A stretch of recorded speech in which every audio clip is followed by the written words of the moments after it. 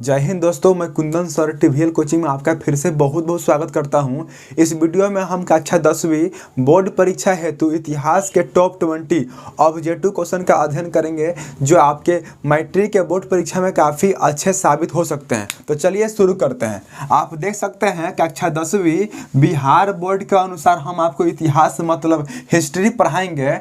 पहला सवाल स्क्रीन पर है, ध्यान से देखिए। इसको लिखा हुआ है, कलकत्ता में धुआं निरोधक कानून किस वर्ष बना था। मतलब कलकत्ता में अभी बहुत सारी फैक्ट्रियां हैं और बहुत सारी फैक्ट्रियों ने वहां पे धुआं करके रखा था, इसलिए वहां पे कानून बनाया गया। कब बनाया गया उस कानून को? तो सन 1863 में। सन 1863 में कानून बना। उस कानून के अंतर्गत जो फैक्ट्रियां होती है वे आवश्यकता से अधिक धुआं नहीं निकाल सकती है इस कानून के अंतर्गत। तो आप याद रखिएगा, कलकत्ता में धुआं निरंतक या इसको हम निरोधक भी कह सकते हैं, जो कानून बना था किस वर्ष बना था? तो सन 1863 ईस्वी में बना था। इस बात को आप याद रखिएगा, ठीक है। सवाल है, पाटलिपुत्र किसके समय मगध की राजधानी बनी? तो याद रखिएगा, उदयन के समय, राजा उदयन के समय में पाटलिपुत्र मतलब पटना मगध राज्य की राजधानी बनी थी, ठीक है। अगला सवाल है, मेगास्थनीज ने पाटलिपुत्र की यात्रा किसके शासन काल में की थी? याद रखिएगा, जो मेगास्थनीज जो था ना, ये विदेशी यात्री था और ये ना पटना में आया था। इस बात को हमने संस्कृत में भी पढ़ा है। मेगास्थनीज जब पटना आया था तो किसके शासन काल में आया था? तो याद रखिएगा, चंद्रगुप्त मौर्य के शासन काल में। जब मेगास्थनीज पटना आया था, उस समय पटना के प्रसिद्ध शासक कौन थे? चंद्रगुप्त मौर्य जी थे, ठीक है। जिसे हम मौर्य वंश का संस्थापक भी कहते हैं। चंद्रगुप्त मौर्य जी को ही हम मौर्य वंश का संस्थापक कहते हैं। और इनको राजा किसने बनाया था? तो कौटिल्य जी ने, चाणक्य जी ने। अगला सवाल है, पटना में गोलघर का निर्माण किस वर्ष हुआ था? याद रखिएगा, गोलघर कहाँ है? तो पटना में है। पटना में जो गोलघर है और इसका निर्माण कब हुआ था? तो सन 1786 में। सन 1786 में पटना में गोलघर का निर्माण हुआ था। और जब पटना में गोलघर का निर्माण हुआ था ना, उस समय पटना का नाम क्या था? पाटलिपुत्र नाम था। आज भी गोलघर है, आप जा करके देख सकते हैं पटना में, ठीक है। अगला सवाल है, शेर शाह ने पटना में किला का निर्माण किस वर्ष करवाया? याद रखिएगा, शेर शाह ने पटना में जो किला बनवाया था, उस किला को कब बनवाया? 1545 में। बहुत पुराना। देखिए, 1545 में शेर शाह ने पटना में अपना किला बनाया था, ठीक है। अगला सवाल है, गुरु गोविंद सिंह का जन्म किस नगर में हुआ था?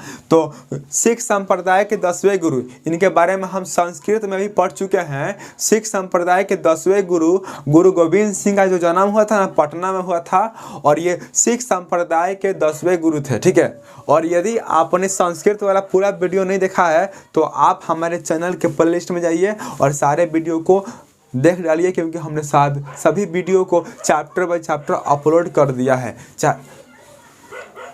वे संस्कृत के हो या हिंदी के हो या भूगोल के हो, अर्थशास्त्र के हो या इतिहास के हो, सारे वीडियो लाइन से आपको मिलेंगे। जाइए और जल्दी जाकर सब वीडियो देखिए और अपना रिवीजन सही से कीजिए। यदि आप बहुत ही अच्छा मार्क्स चाहते हैं तो इस काम को जल्दी से कर डालिए, ठीक है।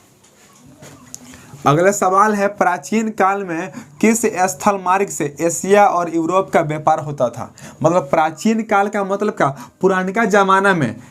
मतलब किस स्थल मार्ग से एशिया और यूरोप, एशिया महाद्वीप में जितने भी देश हैं वे सब, और यूरोप महाद्वीप में जितने भी देश हैं वे सब व्यापार करते थे। तो उसका नाम क्या है? रेशम मार्ग। और रेशम मार्ग कहाँ है? तो चीन में पड़ता है, ठीक है।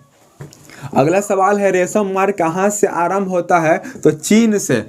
रेशम मार्ग चीन से आरंभ होता है और ये जो है ना, एशिया और यूरोप महाद्वीप के सभी देशों को जोड़ता है। और इसी मार्ग के द्वारा प्राचीन काल में व्यापार होता था, सामान का आदान प्रदान होता था, आयात निर्यात होता था, ठीक है। अगला सवाल है, अलेक्जेंड्रिया किस सागर के मुहाने पर बसा हुआ है। तो याद रखिएगा लाल सागर के किनारे अलेक्जेंड्रिया नामक देश बसा हुआ था और यहीं का तो शासक था सिकंदर।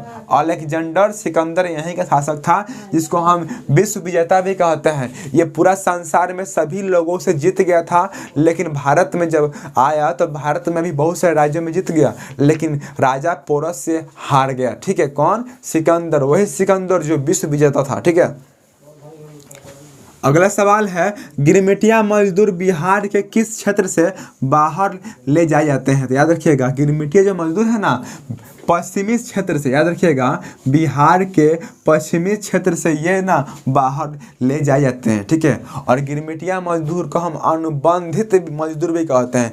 अनुबंधित मजदूर का मतलब क्या? ये बंधुआ नहीं है, मतलब वैसे मजदूर जो धन राशि के बदौलत अपने आप को पूरी तरह गिरवी रख दिए हैं, आप अपने आप को पूरा गुलाम बना चुके हैं, उनको हम बंधुआ मजदूर कहते हैं। जैसे आपने उड़ान नामक सीरियल में देखा होगा चकोर को, इमली को। ठीक है, यहाँ पे ठेपा मार देता है कमल नारायण और उनको बंधुआ बना लेता है, उनको भी और उनके माता पिता को भी। ठीक है, तो वैसे मजदूर जो गुलाम है उसे हम बंधुआ मजदूर कहेंगे, और वैसे मजदूर जो गुलाम नहीं है उन्हें हम अनुबंधित या गिरमिटिया मजदूर कहेंगे। और ये मजदूर गुलाम नहीं है, कुछ समय के लिए ये मजदूरी पर एक स्थान से दूसरे स्थान पर जाते हैं, अपना सारा काम करके फिर वापस आ जाते हैं, ये गुलाम नहीं है। ऑब्जेक्टिव सवाल पूछेगा कि गिरमिटिया मजदूर को हम क्या कहते हैं, तो अनुबंधित मजदूर भी कहते हैं। और गिरमिटिया मजदूर जो होते हैं ना, अनुबंधित मजदूर, वे बिहार के पश्चिमी क्षेत्र से अलग अलग राज्यों में ले जाए जाते हैं और वे जा करके अपना काम करते हैं, फिर अपना मजदूरी लेते हैं, मजदूरी ले करके फिर वे अपने घर आ जाते हैं। ठीक है, इस तरह आपने देखा 10 तक सवाल। 11 नंबर सवाल आप देख सकते हैं स्क्रीन पर। सवाल है गिरमिटिया मजदूर किन्हें कहते हैं? तो अनुबंधित मजदूर को गिरमिटिया मजदूर कहते हैं, मैंने अभी आपको बताया।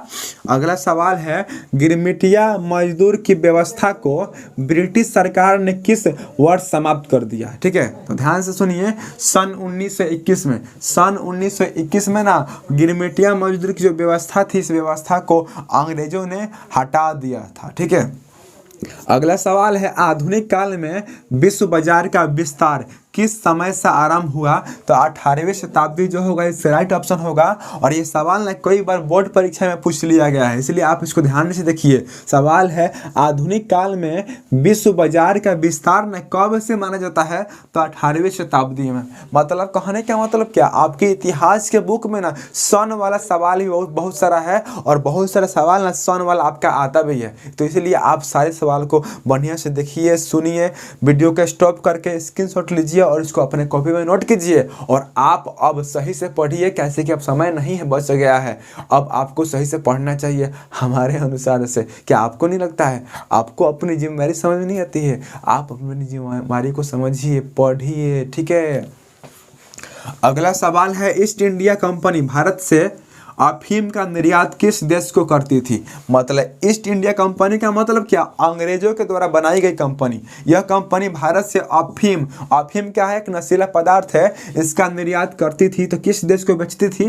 तो यह ना चीन को बेचती थी। याद रखिएगा, ईस्ट इंडिया कंपनी मतलब अंग्रेज ना भारत से अफीम ले जा करके चीन में बेचते थे बहुत अधिक दाम पर। ठीक है, अगला सवाल है धन निष्कासन के सिद्धांत का प्रतिपादन किस भारतीय राष्ट्रवादी ने किया?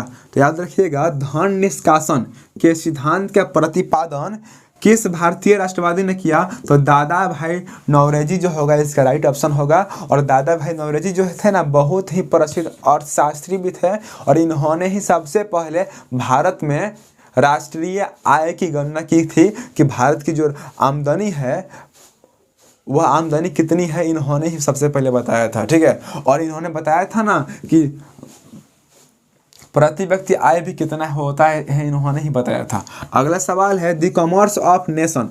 द कॉमर्स ऑफ नेशन जो किताब है, उस किताब के लेखक कौन थे? तो उस किताब के लेखक थे कार्डलिफ। कौन थे जी? कार्डलिफ जो थे, इसका राइट ऑप्शन होगा, आप टिक कीजिएगा। अगला सवाल है अंतर्राष्ट्रीय आर्थिक विनिमय का प्रवाह किस पर आधारित नहीं है? तो उद्योग जो होगा इसका सही उत्तर होगा, आप टिक कीजिएगा। अगला सवाल है बृहत उत्पादन व्यवस्था किस देश में आरंभ की गई थी? तो अमेरिका।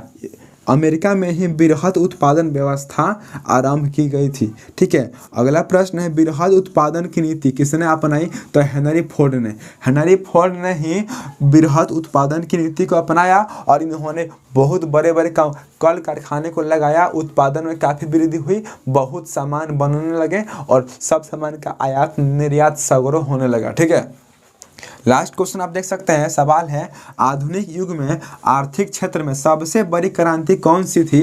तो इसका राइट ऑप्शन हो जाएगा वाणिज्य क्रांति। इसी क्रांति के द्वारा आर्थिक क्षेत्र में बदलाव आया। आर्थिक क्षेत्र को हम अर्थव्यवस्था क्षेत्र भी कह सकते हैं। ये 3 क्षेत्रों में बटा हुआ है, प्राथमिक क्षेत्र, द्वितीयक क्षेत्र और तृतीयक क्षेत्र। प्राथमिक क्षेत्र के अंतर्गत आपका कृषि आता है, द्वितीयक में क्या आता है? उद्योग आता है और तृतीयक में सेवा आता है। इस तरह इतिहास का यह वीडियो भी खत्म हुआ। आपने इस वीडियो को अंत तक देखा, इसके लिए मैं कुंदन सर आपका तहे दिल से शुक्रिया करता हूँ। मिलेंगे अगले वीडियो में बहुत जल्द ही, तब तक के लिए नमस्कार, जय हिंद, जय भारत।